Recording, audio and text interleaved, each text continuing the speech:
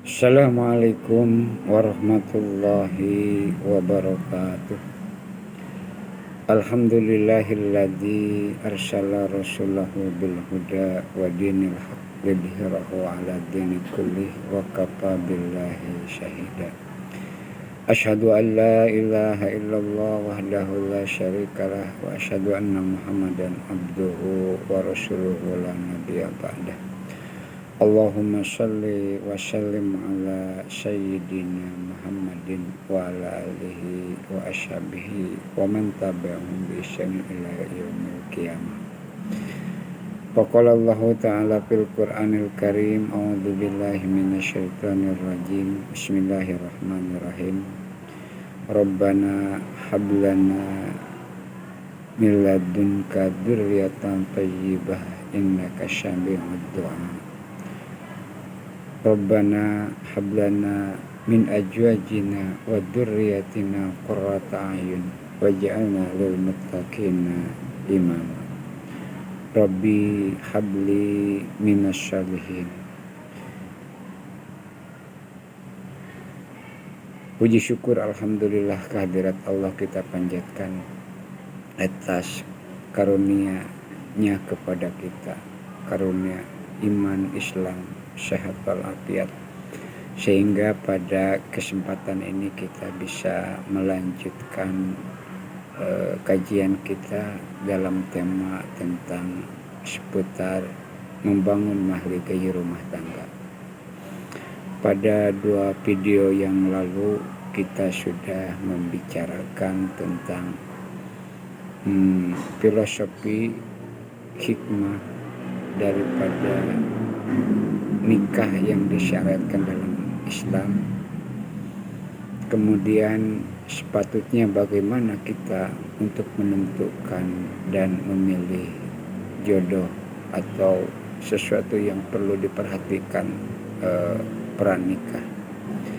Pada kesempatan ini kita akan mencoba untuk memahami, menghayati sesuatu proses setelah akdun nikah itu terjadi, yaitu adalah sebagaimana tujuan daripada nikah adalah untuk menciptakan prakondisi rumah tangga yang sakinah mawaddah warahmah, sehingga dari keluarga yang kondisinya seperti itu nanti akan dikaruniai Allah keturunan, tumbuh berkembang menjadi anak yang dzurriyyatan thayyibah, keturunan yang berkualitas dalam istilah doanya Nabi Zakaria, atau qurrata ayun, jadi anak yang penyejuk hati, penenang jiwa,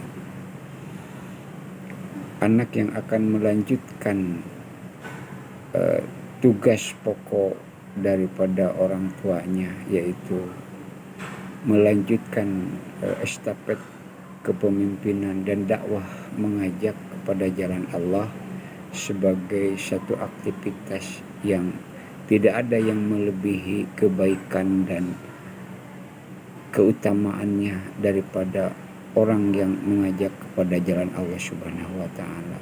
Para nabi, para anbiya merasa sedih dan sepi jikalau Allah belum memberikan generasi penerus kepadanya. Khawatir tugas yang begitu mulia, mengajak manusia kepada jalan Allah, menuntun manusia, mendidik manusia, memberi contoh manusia bagaimana menjalankan hidup yang ditunjuki oleh Allah dan dilaksanakan serta dilakukan oleh para anbiya Allah sesudah sebelumnya, yaitu Nabi Ibrahim, Nabi Nuh, dan nabi-nabi yang lainnya, yaitu kegiatan untuk mengajak kepada jalan Allah. Betapa sedih para nabi apabila Allah belum memberikan satu keturunan yang keturunan itu diharapkan untuk melanjutkan tugas-tugasnya. Karena itulah para nabi membentuk rumah tangga itu tujuannya adalah di samping untuk menciptakan kondisi yang kondusif bagi tumbuh kembangnya dzurriatan thayyibah, qurrata ayun, generasi penerus yang berkualitas, generasi penerus yang dapat menyejukkan hati, menenangkan jiwa, melanjutkan tugas mulia, mengajak kepada Allah, memagari manusia dari menyembah kepada selain Allah. Maka para nabi memohon kepada Allah agar dikaruniakan keturunan yang sesuai harapannya. Di antara doa yang senantiasa dipanjatkan oleh Nabi adalah, pertama kita perhatikan di dalam surat Al-Furqan ayat 74. Rabbana hablana min azwajina wa dzurriyyatina qurrata a'yun waj'alna lil muttaqina imama. Ya Tuhan kami, karuniakanlah kepada kami pasangan hidup, jodoh bagi kami. Karuniakanlah kami dari pasangan hidup itu nanti keturunan yang qurrata ayun, yang akan menenangkan hati kami, menenteramkan jiwa kami, yang akan melanjutkan tugas-tugas kami. Waj'alna lil muttaqina imama, jadikanlah kami pemimpin bagi orang-orang yang bertakwa. Dari doa ini tersirat sekali bagaimana para nabi menginginkan satu pasangan, yang dari pasangan itu nanti akan melahirkan keturunan yang menenangkan hati, menenteramkan jiwa, melanjutkan tugasnya sebagai makhluk pilihan Allah, mengajak manusia kepada jalan Allah. Jadi itulah harapan dari orang tua kepada keturunan yang dikehendakinya, yaitu adalah sebagai penyejuk, penenang, dan melanjutkan tugas mulia, yaitu tugas untuk menuntun manusia kepada jalan Allah, menjadi pemimpin bagi orang-orang yang takwa. Kemudian Nabi Zakaria ketika beliau mendatangi tempat daripada keponakannya berkonsentrasi belajar di Baitul Maqdis, yaitu Siti Maryam yang dititipkan oleh Imron kepadanya untuk dididik dan diajari. Pada suatu hari Nabi Zakaria lupa dan dia pergi jauh, kemudian dia pulang tergopoh-gopoh karena santrinya, siswa yang ia bina, yang dititipkan oleh saudaranya sendiri yaitu Imron kepadanya untuk dididik, terkunci rapat di satu tempat yang disebut dengan di tempat pondokan daripada Siti Maryam yang bernama Mihrab, yang ada di sekitar Masjid Baitul Maqdis di Palestina. Pada suatu hari Nabi Zakaria pergi ke pinggiran pantai, kemudian dia teringat, dia pulang tergopoh-gopoh dan menemui anak didiknya itu, yaitu Maryam. Kemudian dibukalah pintu daripada mihrab Maryam itu, gemboknya, anak kuncinya. Kemudian Zakaria terkejut melihat di hadapan Maryam sudah terhidang berbagai macam hidangan yang tidak disediakan oleh komplek tempat beliau mendidik para murid-muridnya, para santri-santrinya. Kenapa?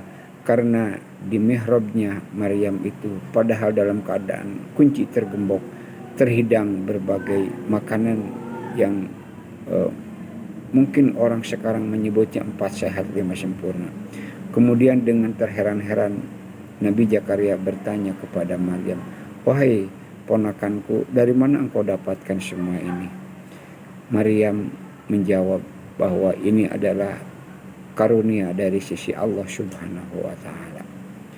Jawaban Maryam seperti itu menginspirasi kepada Zakaria bahwa dia tidak boleh berputus asa sekalipun uban telah tumbuh, usia sudah hampir 1 abad, istri yang oleh para medis dianggap sebagai mandul, tetapi Zakaria terus memohon kepada Allah dengan inspirasi kata-kata dari Maryam tadi.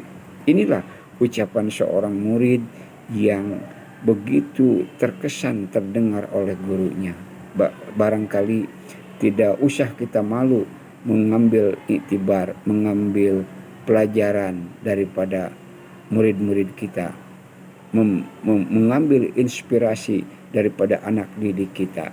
Jangan seperti kata pepatah yang mengatakan ada istilah kebo nyusu gudel.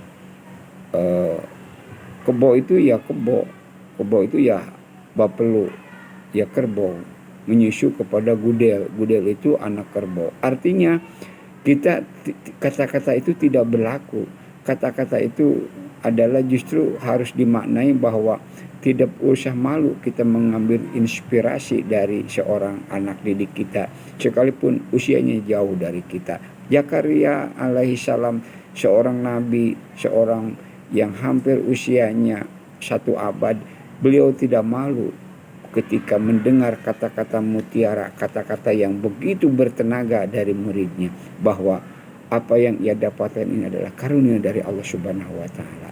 Kata-kata itu sungguh menyentuh daripada Nabi Zakaria. Nabi Zakaria mengambil iktibar dari kata-kata itu, bahwa dia tidak boleh berhenti untuk berharap kepada Allah, berdoa kepada Allah, meminta keturunan, sekalipun istrinya sudah dianggap oleh para medis, oleh para dokter sebagai mandul, dan dia sudah pada tua renta. Tapi Zakaria terus mengumandangkan doa kepada Allah Subhanahu wa taala. Rabbi habli min ladunka dzurriatan thayyibah innaka sami'ud du'a. Ya Tuhanku, karuniakanlah kepadaku dari sisimu keturunan dzurriatan thayyibah, keturunan yang berkualitas, keturunan yang bermutu, keturunan yang menjadi qurrata ayun, keturunan yang akan menjadi pemimpin dari orang-orang yang bertakwa. Innaka sami'ud du'a, sesungguhnya Engkau Maha mendengar terhadap segala permintaan ya Allah. Kenapa ditutup dengan kata innaka sami'ud du'a? Kata ahli tafsir, apabila satu kalimat ditutup dengan asma Allah sami'ud du'a, bahwa doa itu hanya dipanjatkan kehadirat Allah saja dan hanya didengar oleh Allah saja. Mengapa? Karena Nabi Zakaria sangat begitu paham apa kata dunia kalau dia membaca doa itu di hadapan orang banyak. Mungkin orang akan berkata, dasar aki-aki udah hampir 1 abad, rambut sudah putih, kumis sudah memutih, masih minta keturunan, masih minta anak. Maka itu doa itu hanya didengungkan kepada Allah semata, dan hanya Allah yang mendengar jeritan doa Nabi Zakaria itu. Makanya doanya itu ditutup dengan kata innaka sami'ud du'a, sesungguhnya Engkau Maha mendengar terhadap permohonan aku ya Allah. Itulah Nabi Zakaria berharap untuk dikaruniakan karunia, inspirasi bagi kita. Maka kita tidak boleh henti-hentinya jikalau belum punya pasangan untuk meminta jodoh agar segera datang kepada kita.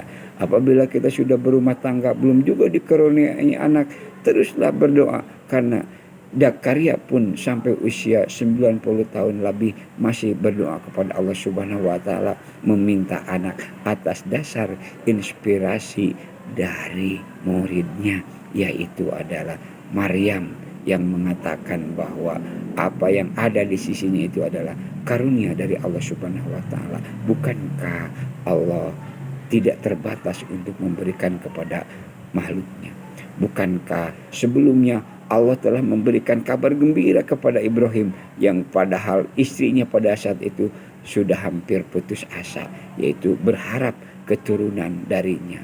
Ketika malaikat mengabarkan kabar gembira kepada Ibrahim dan istrinya, isinya mengatakan, masa iya sudah tua begini masih mau dikaruniai oleh anak. Tapi Allah tidak demikian. Allah itu adalah innaka ala kulli syai'in qadir. Allah itu kuasa atas segala sesuatu. Tidak terkerangkeng, tidak terpenjara oleh hukum sebab akibat dan oleh hukum materialisme. Anak-anakku sekalian, jadi apa yang diharapkan oleh para nabi?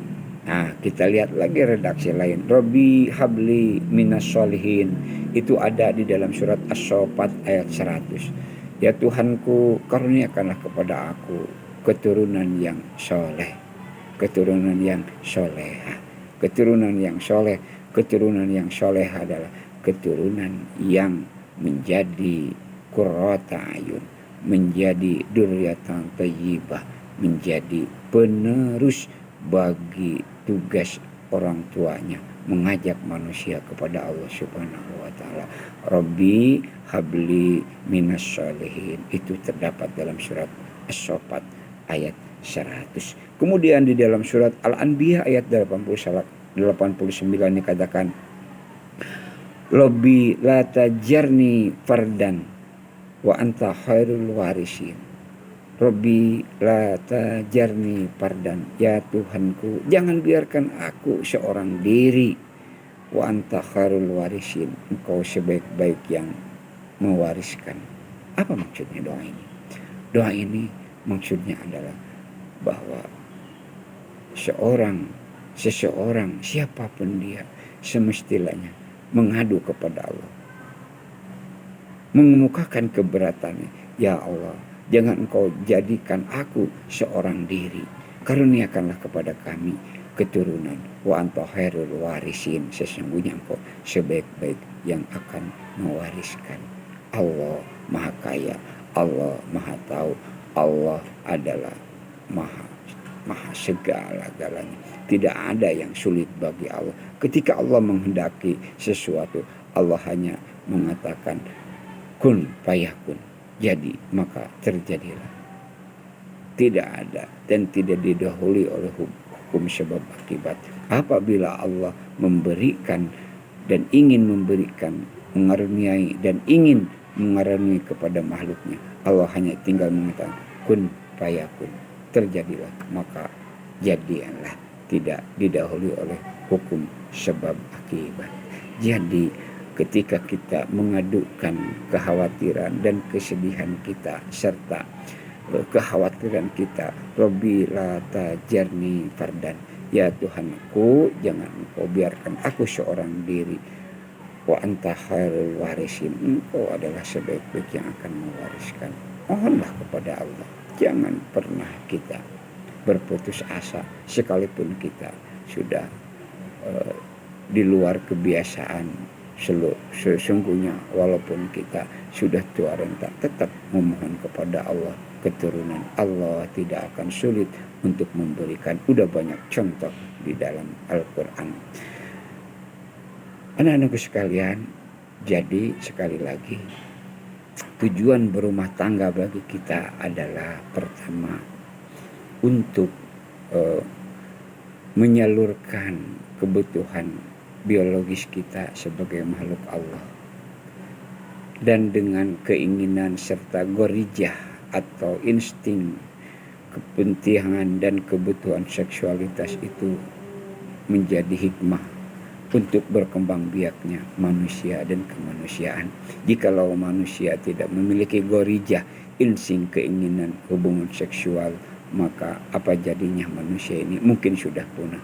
Kan itulah Allah membuat satu syariat, ketentuan, jalan bagaimana menyalurkan kebutuhan biologis manusia yang terhormat, kebutuhan manusia jalan keluar yang bermartabat, yaitu akdun nikah.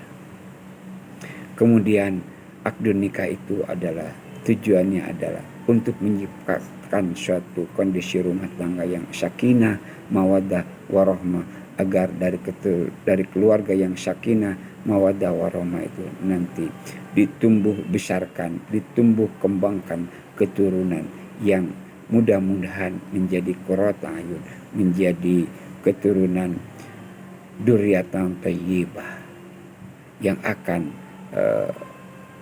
lil muttaqina imam, yang akan menjadi imam bagi orang-orang yang takwa. Luar biasa sekali tujuan nikah di dalam ajaran Islam itu. Maka begitu banyak doa-doa yang dilantunkan oleh para solehin, para anbiya wal mursalin, yang akan menginspirasi kepada kita agar kita nggak pernah bosan dan nggak pernah putus asa untuk meminta kepada Allah jodoh, keturunan yang akan menjadi penyejuk hati, pemimpin orang-orang takwa, dan menjaga eksistensi manusia dan kemanusiaan. Insya Allah apabila kita terus berikhtiar, berdoa, insya Allah Allah akan mengaruniakan terhadap apa yang menjadi kekhawatiran, terhadap apa yang menjadi harapan dan keinginan kita dari seorang anak yang lahir dari kondisi pernikahan yang diridhoi oleh Allah Subhanahu wa taala. Karena itulah kita jangan main-main bahwa nikah itu bukan hanya untuk menyalurkan libido seksualitas kita semata, tetapi di balik itu semua ada tujuan yang terhormat, yang tujuan yang amat sangat mulia. Karena itulah maka kita jangan pernah bosan untuk melantunkan doa yang Bapak kutip dalam Al-Quran, yaitu surat Al-Furqan ayat 74. Rabbana hablana min azwajina wa min dzurriyyatina qurrata a'yun waj'alna lil muttaqina imama. Ya Tuhan kami, karuniakanlah kepada kami pasangan hidup yang akan memberikan keturunan qurrata a'yun, yaitu keturunan yang menjadi penyejuk hati, penenang jiwa, yang akan menjadi pemimpin bagi orang-orang yang takwa, bukan keturunan yang akan menjadi para pemimpin bandit, garong, dan koruptor, tetapi adalah keturunan yang ada yang akan menjadi pemimpin orang-orang yang takwa. Kemudian di dalam surat Ali Imran ayat 38 dikatakan, Robbi habli min ladunka dzurriyyatan thayyibah innaka syami'ud du'a. Itulah doa yang dilantunkan oleh Nabi Yullah Zakaria alaihi salam, paman daripada Siti Maryam, yang nanti kelak akan dikaruniai oleh Allah keturunan yang bernama adalah Yahya. Kemudian dalam surat As-Saffat ayat 100 kita melantunkan doa Robbi habli minas sholihin, yaitu keturunan yang soleh dan yang solehah. Kemudian di dalam surat Al-Anbiya 89 kita melantunkan doa Robbi la tajarni pardan wa anta khairul warisin. Itulah bentuk daripada permohonan orang yang sudah berkeluarga atau belum keluarga untuk meminta harapan-harapannya kepada Allah. Doa-doa itu dipanjatkan kadang-kadang oleh orang-orang yang tua renta seperti Nabi Zakaria yang sudah hampir 1 abad usianya, tetapi masih melantunkan doa tersebut. Karena itu maknanya bagi kita adalah kita tidak boleh pernah putus asa untuk memohon kepada Allah, sekalipun menurut sebab akibat kita ini termasuk gadis atau bujangan lapuk atau jomblo, tetapi Allah Maha Kuasa untuk memberikan pasangan kepada kita. Sekalipun kita telah berpuluh-puluh tahun berumah tangga belum punya anak, kita tidak boleh pernah putus asa, karena Nabi Zakaria juga sudah berumah tangga hampir 1 abad, tetap beliau masih berdoa memohon kepada Allah, dan doanya itu tidak sia-sia. Buktinya Nabi Zakaria di usianya yang sudah tua renta, Allah mengaruniakan kepadanya Yahya alaihi salam. Mudah-mudahan ini semua menjadi inspirasi bagi kita. Mohon maaf atas segala kekurangannya. Sekali lagi mudah-mudahan bermanfaat. Subhanaka Allahumma wa bihamdika asyhadu alla ilaha illa anta astaghfiruka wa atubu ilaik. Wassalamualaikum warahmatullahi wabarakatuh.